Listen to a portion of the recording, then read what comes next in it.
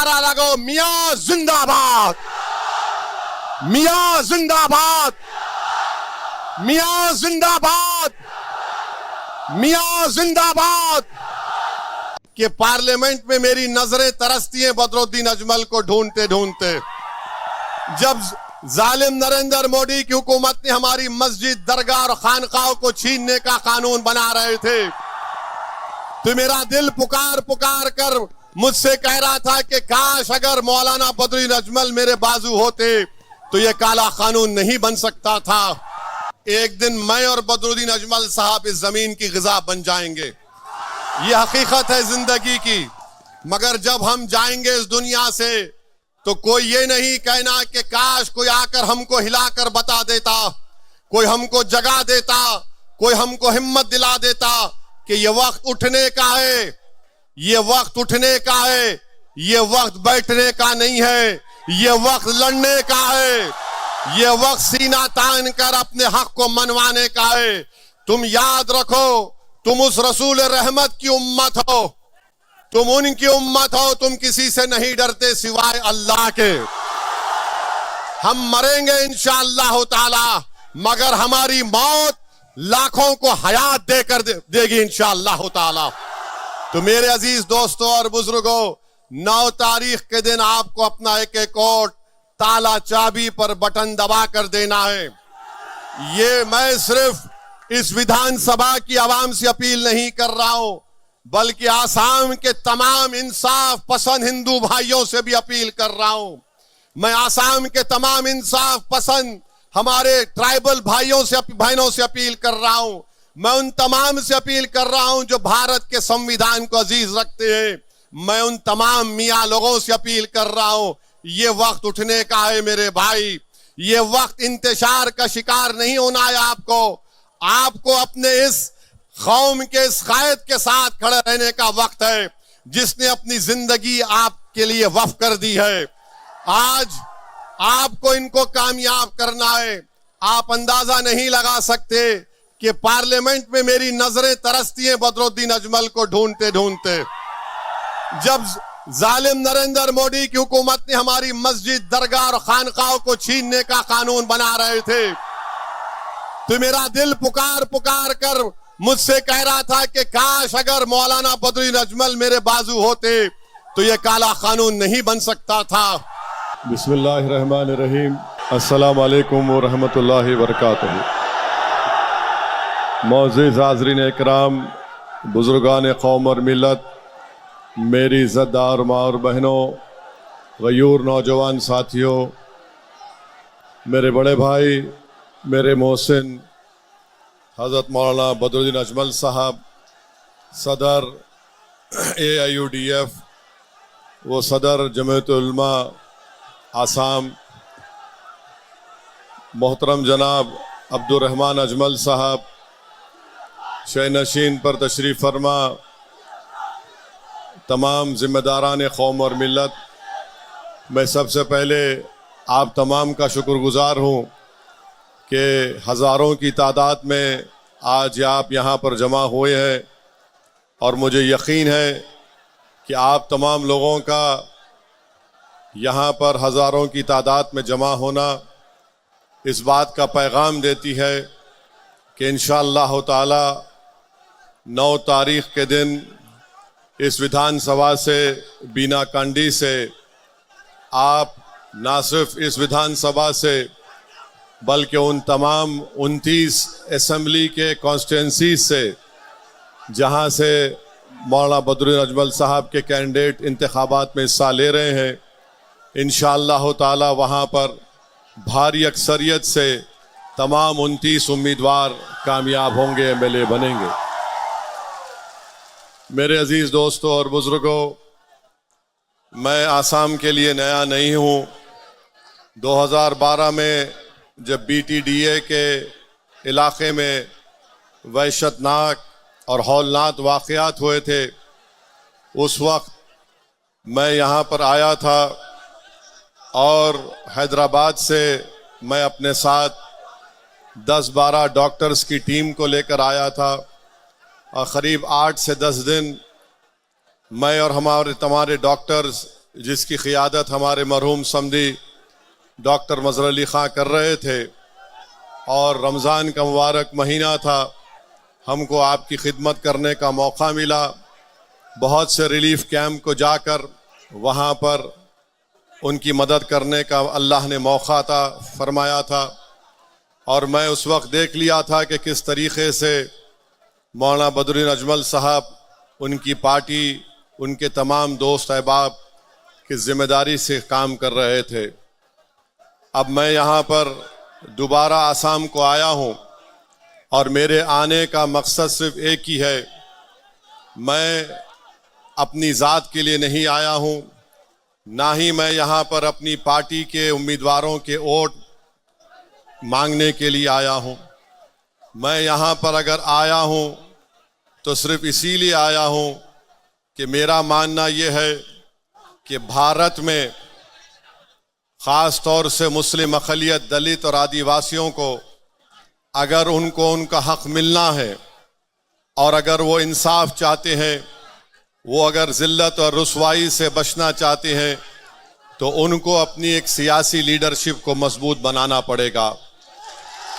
और मैं इसलिए भी आया हूँ कि पिछले कई साल से मैं इस बात को देख रहा हूँ, महसूस भी कर रहा हूँ, खून का घूंट भी पीता हूँ, आंख से बाज़ वक्त आंसू भी निकल जाते जब आसाम में मियाँ लोगों पर जुल्म की दास्तानें देखता हूँ, पढ़ता हूँ और सुनता हूँ। और तीसरी बात यह है कि मैंने हमारे बड़े भाई मौलाना बदरुद्दीन अजमल साहब का बयान सुना कि उन्होंने कहा कि असद भाई आप आओ, आकर यहाँ पर हमारी मदद करो आप। तो मेरे भाई, ईमान का तकाजा ये होता है कि अगर किसी के जिस्म के किसी हिस्से में दर्द होता है, हमारा ईमान उसी वक्त मुकम्मल होता है जब हम आपके दर्द को, आसाम के मियाँ लोगों की दर्द को हम हैदराबाद में बैठ कर अगर महसूस करेंगे, तभी हमारा ईमान मुकम्मल होगा। चौथी बात यह है कि बड़ी मुसीबतों से, मुश्किलात से, ईसार और कुर्बानियों से आपने यहाँ पर अपनी एक सियासी लीडरशिप को पैदा किया है। अभी मौलाना बदरुद्दीन अजमल साहब अपने मुख्तसर से खिताब में फरमा रहे थे कि हज़रत मौलाना असद मदनी साहब रहमतुल्लाह अलैह की ऐन ख्वाहिश के मुताबिक उनके हुक्म पर इस पार्टी की तश्कील दी गई थी। तो मुझे रोकने की बहुत सी कोशिशें की गई। बहुत से लोग कांग्रेस के भी थे जो मुझसे कह रहे थे कि ओवैसी साहब मत जाओ, आपको जाने की ज़रूरत नहीं है, फुला ऐसा है। बहरहाल अपने किस्से कहानियां सुना रहे थे। बास कह रहे थे कि आप इलेक्शन के बाद जाओ। मैं ईमानदारी से आपसे कह रहा हूं कि मैंने मदीने शरीफ में रमज़ान के महीने में नमाज इस्तिखारा किया, और मैंने कहा अल्लाह, मैं नमाज अदा कर रहा हूं इस वास्ते के क्या मैं आसाम में जाऊं, और अगर जाऊं तो अजमल साहब की मदद करूं या नहीं जाऊं। अल्हम्दुलिल्लाह, अल्लाह सुब्हानहू तआला ने मुझे मौका दिया आपके दरमियान में आने का, और मेरी अल्लाह से दुआ है कि अल्लाह सुब्हानहू तआला आप तमाम पर अपनी रहमतों को, अपने फजल को नाजिल करे, और अल्लाह सुब्हानहू तआला आसाम के मुसलमानों की मुसीबतों का खात्मा कर दे, और जो लोग जुल्म कर रहे हैं अल्लाह उनको इस जुल्म से रोक दे, अल्लाह उनको हिदायत दे। अगर वो जुल्म करते रहेंगे तो फिर अल्लाह उनको देख लेगा इंशाअल्लाह ताला। और कांग्रेस के लोगों से बोल रहा हूं, आप कितना भी कोशिश कर लो, अल्लाह जब तक असदुद्दीन ओवैसी को जिंदा रखेगा, जहां कहीं भी मुस्लिम पॉलिटिकल लीडरशिप को बनाना है, मजबूत रखना है, जिंदा रखना है, मैं हाजिर था और हाजिर रहूंगा इंशाअल्लाह ताला। मैं कोई बड़ा काम नहीं कर रहा हूं। मैं मेरे भाई, बड़े भाई मौलाना अजमल साहब को देखता हूं तो मेरी ज़बान से बेसाख्ता दुआ के कलमात निकल जाते हैं कि अल्लाह इनको सलामत रखे, अल्लाह इनको सेहत दे, और ये आपकी और सही तरीके से बेलौस तरीके से खिदमत करते रहे। हम तमाम खादिम हैं आपके, हम तमाम आपके गुलाम हैं, हम तमाम आपके नौकर हैं। आपकी वजह से हम यहाँ पर खड़े हैं। इसमें अल्लाह का करम है, सदका है नबी करीम सल्लल्लाहु अलैहि वसल्लम का, अहले दिल की दुआएं हैं। असदुद्दीन ओवैसी कोई बड़ा आदमी नहीं है, असदुद्दीन ओवैसी आपकी तरह आम आदमी है। अल्लाह ने हमको मौका दिया है और हम आपकी खिदमत करने को आए हैं। जब मैं यहाँ पर आया हूँ तो आपसे एक दरख्वास्त करने आया हूँ, बल्कि मैं पूरे भारत के अक़लियतों की तरफ से, जो इंसाफ पसंद है उनकी तरफ से, अपनी तरफ से आप तमाम से भीख मांगने को आया हूँ कि मेरे भाई इस बार पूरे बदरुद्दीन अजमल साहब के कैंडिडेट्स को कामयाब कर दो। याद रखो, याद रखो, पूरा भारत आपकी तरफ निगाहें उठाकर देख रहा है। हैदराबाद के लोग आपकी तरफ देख रहे हैं, महाराष्ट्र, मालेगांव, मुंबई के लोग, औरंगाबाद के लोग आपकी तरफ देख रहे हैं, उत्तर प्रदेश के लोग, बिहार के लोग आपकी तरफ देख रहे हैं और ये देख रहे हैं और ये आपसे कह रहे हैं कि अब की बार तुम इंतशार का शिकार मत होना। अब की बार तुम ना मोदी से ना हेमंत बिस्वा शर्मा से डर कर बैठ जाना। वो पुकार पुकार कर तुमसे कह रहे हैं कि असदुद्दीन ओवैसी जाओ, जाकर आसाम के उन गयूर लोगों को बोल दो कि जिनके घरों से बेघर कर दिया गया, अगर हम तुम्हारे साथ खड़े नहीं हैं मगर हम रातों में उठकर तुम्हारे लिए दुआ कर रहे हैं। मुझसे कह दिया कि असदुद्दीन ओवैसी जाओ, जाके आसाम के अपने मियाँ लोगों से कह दो कि कांग्रेस की मक्कार साजिश का शिकार मत हो। जो मेहनत से आपने अपनी लीडरशिप को तैयार किया है उसको मजबूत करो, उसको मुस्तहकम करो, उसको कामयाब करो। याद रखो, एक दिन मैं और बदरुद्दीन अजमल साहब इस जमीन की ग़िज़ा बन जाएंगे। ये हकीकत है जिंदगी की। मगर जब हम जाएंगे इस दुनिया से तो कोई ये नहीं कहना कि काश कोई आकर हमको हिलाकर बता देता, कोई हमको जगा देता, कोई हमको हिम्मत दिला देता कि ये वक्त उठने का है, ये वक्त उठने का है, ये वक्त बैठने का नहीं है, ये वक्त लड़ने का है, ये वक्त सीना तान कर अपने हक को मनवाने का है। तुम याद रखो, तुम उस रसूल रहमत की उम्मत हो, तुम उनकी उम्मत हो, तुम किसी से नहीं डरते सिवाय अल्लाह के। हम मरेंगे इंशाअल्लाह ताला, मगर हमारी मौत लाखों को हयात देकर देगी इंशाअल्लाह ताला। तो मेरे अजीज दोस्तों और बुजुर्गों, 9 तारीख के दिन आपको अपना एक एक वोट ताला चाबी पर बटन दबा कर देना है। ये मैं सिर्फ इस विधानसभा की आवाम से अपील नहीं कर रहा हूं, बल्कि आसाम के तमाम इंसाफ पसंद हिंदू भाइयों से भी अपील कर रहा हूं। मैं आसाम के तमाम इंसाफ पसंद हमारे ट्राइबल भाइयों से बहनों से अपील कर रहा हूं। मैं उन तमाम से अपील कर रहा हूं जो भारत के संविधान को अजीज रखते हैं। मैं उन तमाम मियाँ लोगों से अपील कर रहा हूं, ये वक्त उठने का है मेरे भाई। ये वक्त इंतशार का शिकार नहीं होना है। आपको अपने इस कौम के इस कायद के साथ खड़े रहने का वक्त है जिसने अपनी जिंदगी आपके लिए वक्फ कर दी है। आज आपको इनको कामयाब करना है। आप अंदाजा नहीं लगा सकते कि पार्लियामेंट में मेरी नजरें तरसती हैं बदरुद्दीन अजमल को ढूंढते ढूंढते।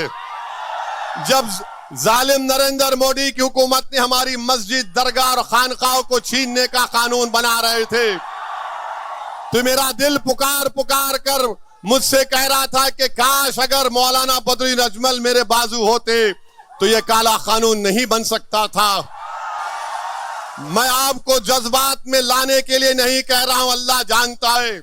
मैं पार्लियामेंट में बैठे बैठे ये महसूस कर रहा था कि काश आसाम के मुसलमान अजमल साहब को कामयाब कर देते, बिहार के लोग हमारे अख्तरुल ईमान को और महाराष्ट्र के लोग मेरे छोटे भाई सैयद इम्तियाज जलील को कामयाब कर देते, तो हम उस काले कानून को रोक सकते थे। मगर खैर अल्लाह के फैसले अल्लाह जानता है। अब आपको ये दिखाना है कि आप अपना एक एक वोट ताला चाबी पर लगाएंगे। 51 बरस 200 दिन कांग्रेस को सत्ता मिली आसाम में। क्या मिला मियां लोगों को?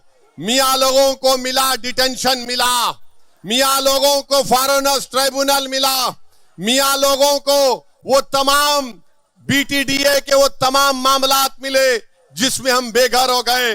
51 बरस में वही कानून लैंड ग्रैबिंग का बनाया गया था। कौन था मंत्री? रकीबुल मंत्री थे।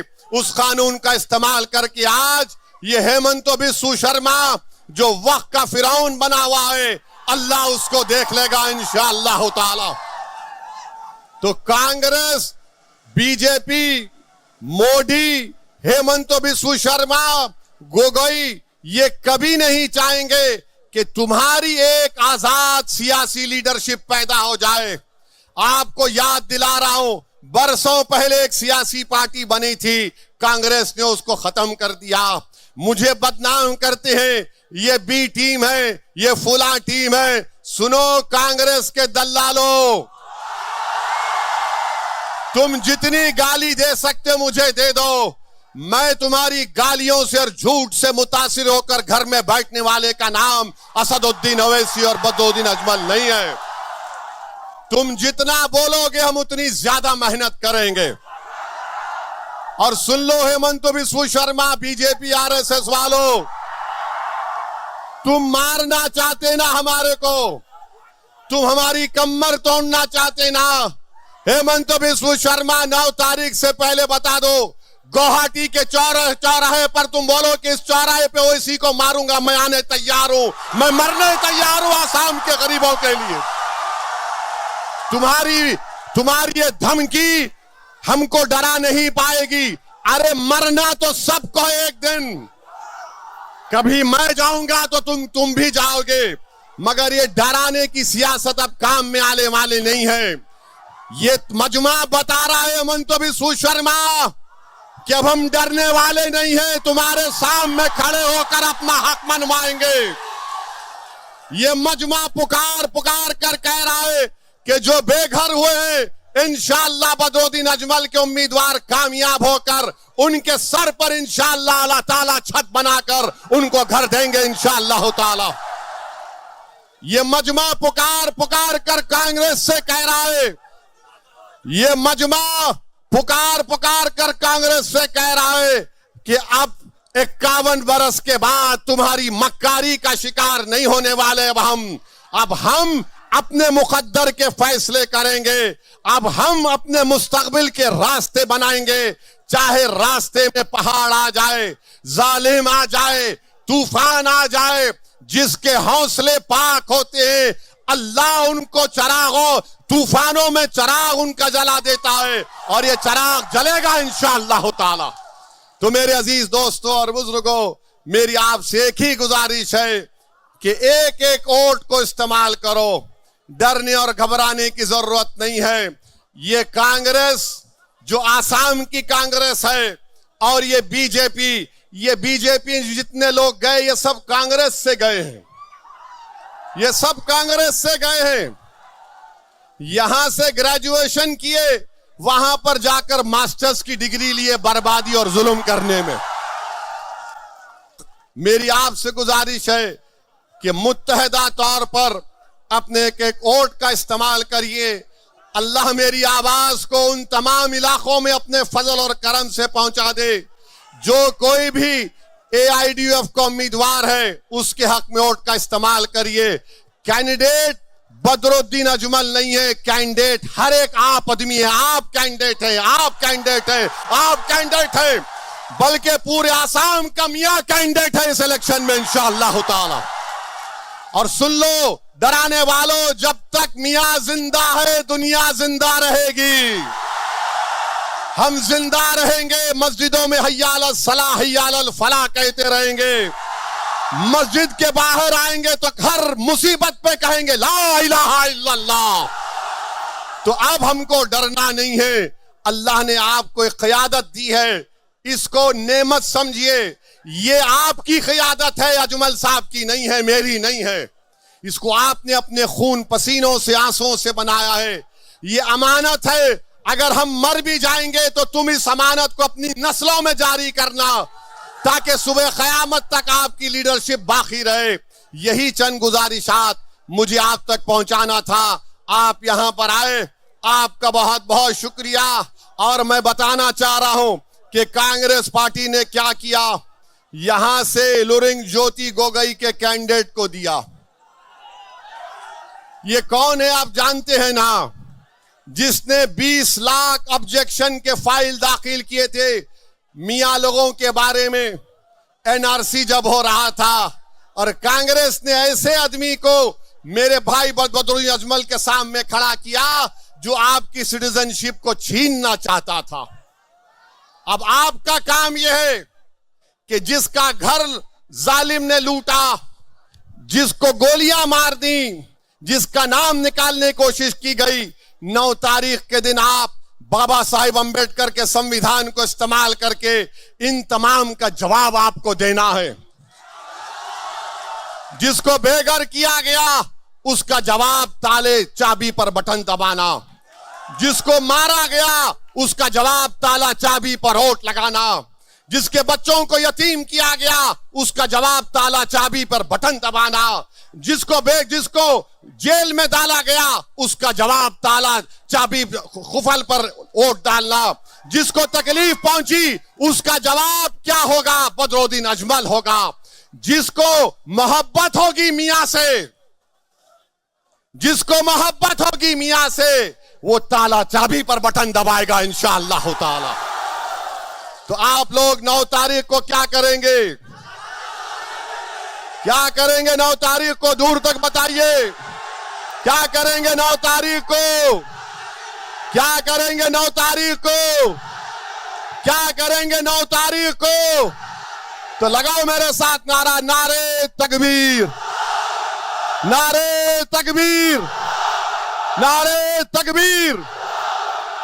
अब मेरे साथ नारा लगाओ, मियां जिंदाबाद, मियां जिंदाबाद, मियां जिंदाबाद, मियां जिंदाबाद। अल्लाह सलामत